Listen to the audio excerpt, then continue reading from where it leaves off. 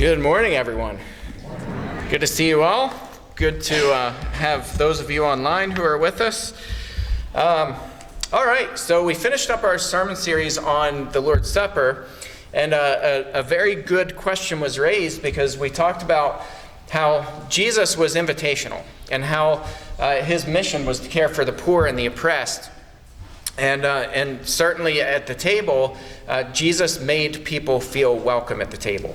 That he invited in the poor. In fact, he said that if he gave the example, if people invite the honored guests and people don't show up, just go out in the street and start inviting the poor in, because they really should be the honored guests.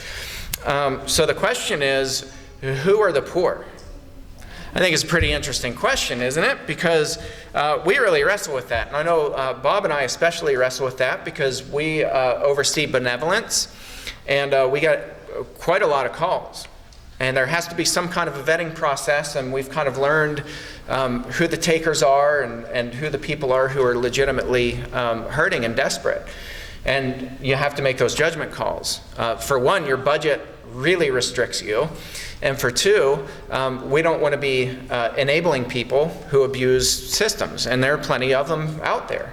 So the question is, how do you really determine who the poor are, and how do we interpret this passage when Jesus said, "The poor you will always have with you"? That's kind of interesting because I've always thought about that as Jesus saying that there's always going to be poor among you, and you're never going to eradicate this issue of poverty. Though upon further study, I don't think that's at all what Jesus was saying, and I'll explain to you why in today's sermon. We'll back up. Jacob read for us this morning from all these different lovely passages, and one of them is in Isaiah chapter 1 and verse 17. Learn to do good. That's kind of interesting because we don't inherently or genetically just do good. We don't wake up one day and we're like, oh, I'm going to be a good person. In fact, during class today, the adult class, we talked a lot about that. We were walking through Galatians chapter 5, and Paul said, the spirit and the flesh are opposed to each other. And they're opposed to each other to keep you from doing the things that you want to do.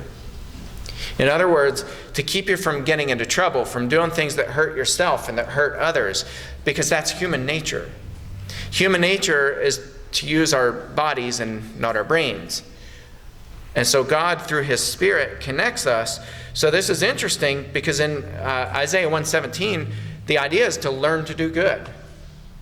It's not something that you just naturally pick up. Learn to do good. Seek justice.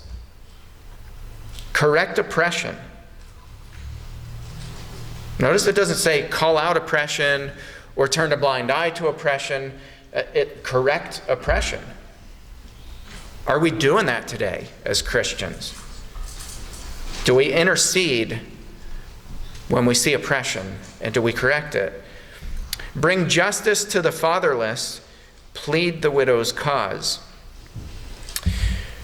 Then Matthew chapter 26, this was the woman who anointed Jesus with oil, really expensive perfume. And people were saying, well, she could have sold that to the poor. Do you know how many people could have been spared if she would have just sold this and taken that money and helped the poor? And Jesus' answer was, aware of this, he said to them, why do you trouble the woman? For she has done a beautiful thing to me. For you will always have the poor with you, but you will not always have me. Now, I always interpreted that as Jesus saying, see, there's always going to be poor, so leave the woman alone. She was doing something for me. She's not going to save all the poor. The reality is, Jesus is quoting from Deuteronomy chapter 15. He's quoting from Deuteronomy 15, verse 11. For there will never cease to be poor in the land. What's interesting, I have that bolded and italicized just so it jumps off the page at you. What's interesting is back up and look at verse 4 of Deuteronomy 15. But there will be no poor among you. Interesting, isn't it? So did God mess up? Or is there something deeper to this passage? Let's look at it in its context. Deuteronomy 15, verses 4 through 11. But there will be no poor among you, for the Lord will bless you in the land that the Lord your God is giving you for an inheritance to possess. If God is a God of conditions, whether we like that or not, God is a God of conditions. Right? We talk about God's unconditional mercy, unconditional love. Those are our ideas, not biblical ideas. God is a God of conditions. He says, there will be no poor among you. The Lord will bless you in the land that the Lord your God has given you for an inheritance to possess, if only you will strictly obey the voice of the Lord your God, being careful to do all this commandment that I command you today. For the Lord your God will bless you as he promised you, and you shall lend to many nations, but you shall not borrow. And you shall rule over many nations, but they shall not rule over you. I'm going to pause here for a second, and I'm going to say, this is interesting to me because there are a lot of jokes about Jewish people, right? Jewish people being wealthy and being stingy, and that's how they get their wealth. So I decided to buy a book by a Jewish rabbi that is just phenomenal. It's really good.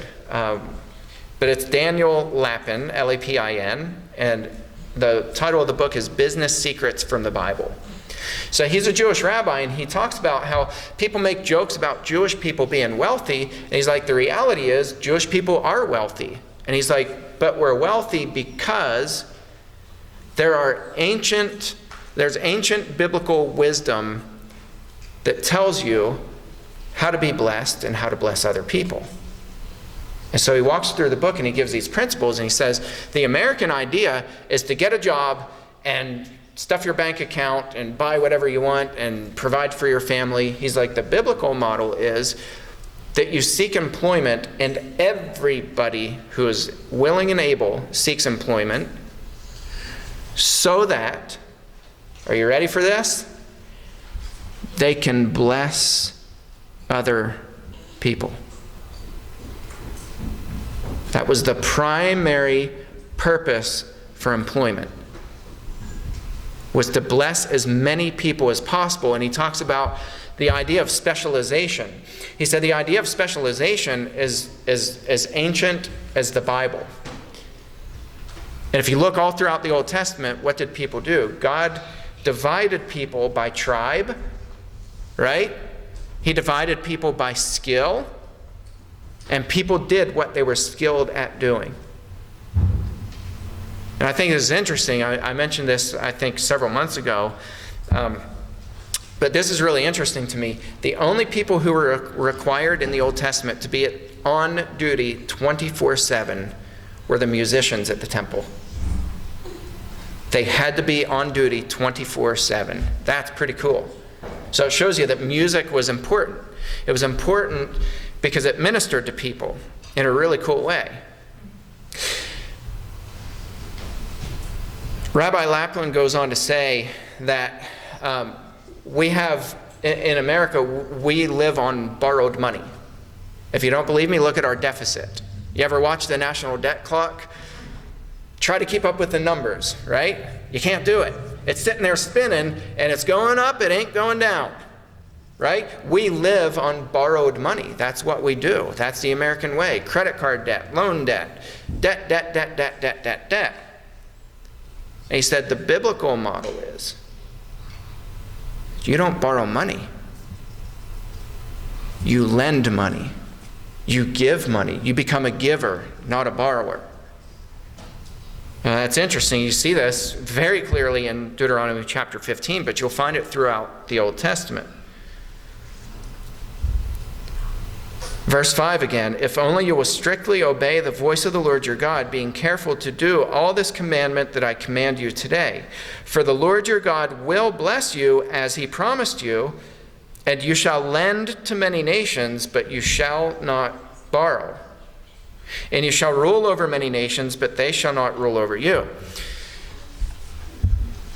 How does this translate to the New Testament, to what Jesus did? How many times did you see Jesus give money or food? Sometimes he gave food, but money. How many times did he give money to poor people? I'll give you a hint. This many. Jesus didn't give money to poor people. Why? What did he do when he encountered poor people over and over and over again? And healed them. Why did he heal them? I've always heard this. Well, he healed them to show his authority, that he was the Son of God. That's why those miracles of healing were there. That's part of it. You know what the bigger part was? To employ them, to empower them to be employable, to be able to bless other people. We're going to look at one of these texts before I get back into Deuteronomy 15. This wasn't Jesus. This was Jesus' disciples. This was Peter and John. Acts chapter 4. Acts chapter 4, starting in verse 1.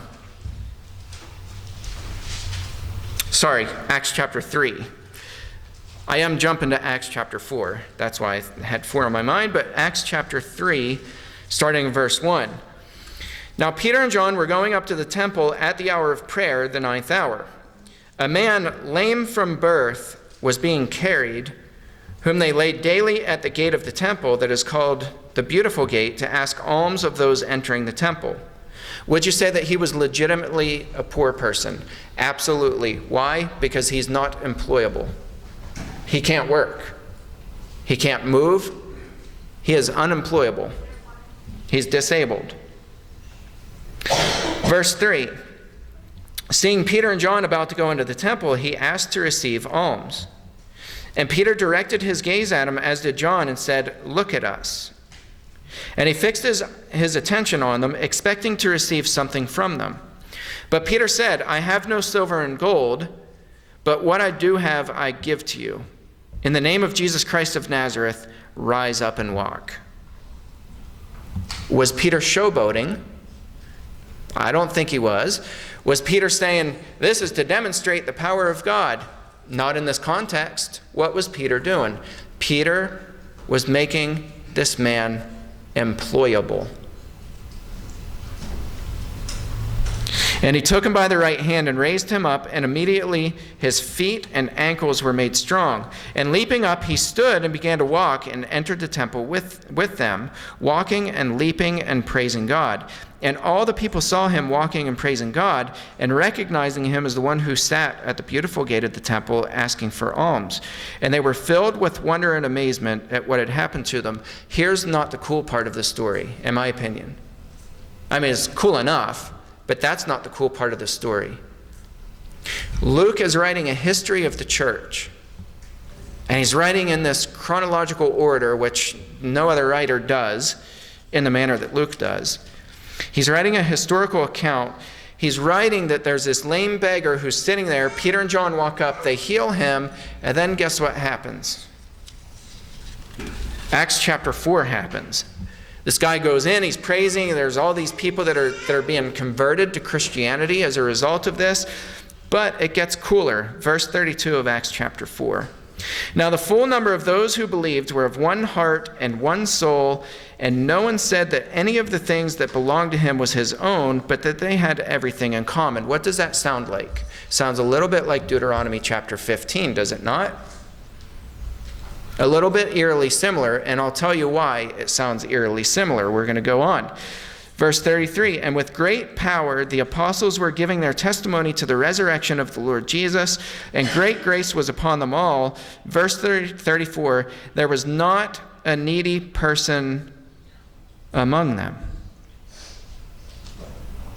Look up at your screen. What was Luke quoting from? Deuteronomy 15:4. But there will be no poor among you if you do what's commanded here. What were the Christians doing? They were living out Deuteronomy chapter 15. They weren't freely giving money. Look at our system of enablement that we've developed here. There are plenty of disabled people, and do not mishear me. Disabled people should be well taken care of. I will never argue against that. But When people are able and willing to work, when they're employable and they work the system, that is not poverty. And to compound the issue, we've enabled people to the point where we have homeless cities within cities now. It's a problem. This is a big problem within the last 2 years. Specifically, we have a major problem along the western seaboard in some of our major cities and eastern seaboard, but western more so because the climate is a little bit better. It makes it more suitable to be homeless and actually survive. But along the western seaboard, we have major homeless colonies within these cities right next to very rich areas of the cities. In LA, it's unreal how big this homeless community is, right under the nose of one of the richest parts of a city in the nation. And I think it's kind of indicative of what Jesus saw as he walked around and saw all these poor people being passed by, and people weren't meeting the needs of them. See, when we do this right, here's the reality. Verse 11 is not an untrue statement. There will always be poor.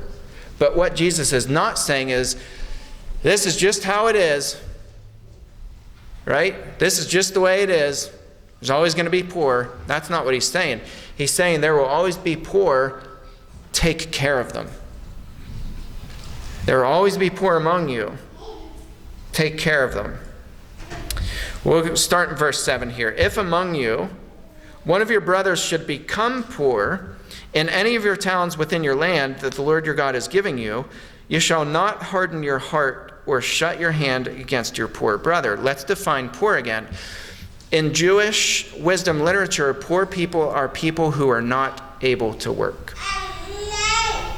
They're not employable, they're not able to work, they're not able to provide, and there's a number of reasons for that. It's not just health. Sometimes life circumstances happen. It's people who are not able to work. He says, you shall not harden your heart or shut your hand against your poor brother, but you shall open your hand to him and lend him sufficient for his need, whatever it may be. Take care lest there be an unworthy thought in your heart, and you say, the 7th year or the year of release is near, and your eye look grudgingly on your poor brother, and you give him nothing. And he cry out to the Lord against you, and you be guilty of sin. You shall give to him freely, and your heart shall not be grudging when you give to him. Because for this the Lord your God will bless you in all your work and all that you undertake. This is not a health and wealth gospel. This is distinguished from health and wealth. Health and wealth says we take the rich and we enrich ourselves. That's the health and wealth gospel. All the people who are asking for money from wealthy people and poor people alike, they're padding their pockets. They're padding their own pockets. That's not what Deuteronomy 15 is about, nor is it what Jesus was about. A real biblical model sees people who are desperate, and we reach out to them and we bless them. We feed them, we clothe them, we provide for them. Whether it's a job, whether it's money, whether it's food, we provide for them whatever their need is. Verse 11, for there will never cease to be poor in the land, therefore I command you, you shall open wide your hand to your brother, to the needy and to the poor in your land. It's a really cool passage. And we're going to look at this over the next couple weeks. So if you have questions, please ask. Let me know. Because I want to talk about this. It's addressed so often throughout the Bible, both in the Old and New Testaments. And I know Bob and I talk about this a lot. Like, we really wrestle. Because the reality is we have a very limited budget to be able to help people in our community. And there are people who legitimately are desperate for help. And if we had a proper model, the church would certainly take care of its own. I think that goes without saying. The church took care of its own first and did it well. But they also reached out. If you go through the Old Testament, they helped the foreigner. They helped the sojourner. They helped people who are coming into their nation, people who are poor, people who are desperate, people who are hungry. When they farmed the fields, they were required to leave a certain percentage of the grain to feed the poor, so the poor could go and glean. It's important, and it breaks my heart when I see all of these homeless communities popping up around the country. And Christians saying, see, government, you need, give more. Meanwhile, they're taking loans out for the yacht, and, we're living on borrowed money while we're pointing our finger at the government and saying, why don't you take care of people? The reality is, when we do this right, it looks like Acts chapter 4. Acts chapter 4 is a brilliant representation of what Deuteronomy 15 was supposed to be. So my prayer is that we pray about this week, and that we look to people among our own congregation. We have poverty within our own congregation, people who are struggling. Let's work hard to be generous with our money and to reach out and to care for people who are in need. If there's anybody this morning who's not yet taken that step to put Christ on in baptism, or if you have any prayer needs, we would invite you to come up, or our shepherds will be in the back as we all stand and sing together.